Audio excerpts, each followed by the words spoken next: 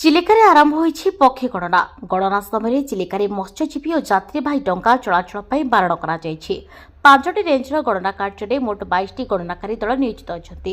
20ଟି ଗଣନାକାରୀ ଦଳ ଚିଲିକା ଜଳରାଶିରେ ଓ 2ଟି ଗଣନାକାରୀ ଦଳ ଚିଲିକା ତଟବର୍ତ୍ତୀ ସ୍ଥଳଭାଗରେ କାର୍ଯ୍ୟରେ ନିୟୋଜିତ ଅଛନ୍ତି। ଚିଲିକା ବନ୍ୟପ୍ରାଣୀ ଡିଭିଜନ ଅନ୍ତର୍ଗତ 5ଗୋଟି ରେଞ୍ଜ ଯଥା ପୁରୀ ଜିଲ୍ଲାର ସାତପଡ଼ା, ଚିଲିକା ରେଞ୍ଜ, ଖୋର୍ଦ୍ଧା ଜିଲ୍ଲାର ବାଲୁକା, ଟାଙ୍ଗୀ ରେଞ୍ଜ ଏବଂ ଗଞ୍ଜାମ ଜିଲ୍ଲାର ରମ୍ଭା ରେଞ୍ଜରେ ଚାଲିଛି ଗଣନା।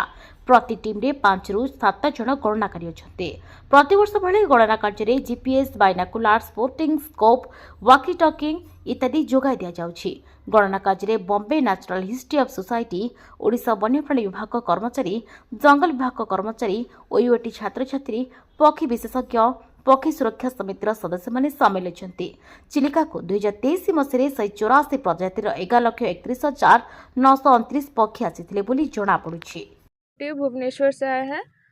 यहाँ पे मेनली सेंसस के लिए हम लोग को आए हैं और अभी जस्ट हम लोग का स्टार्टिंग हुआ है ये सेंसस और अभी चलेगा। अभी हम लोग बहुत सारे स्पीसीज देख चुके हैं और अभी हम लोग को बहुत सारे स्पीसीज देखना बाकी भी है और कुछ नए स्पीसीज मिले तो और ज़्यादा अच्छा है।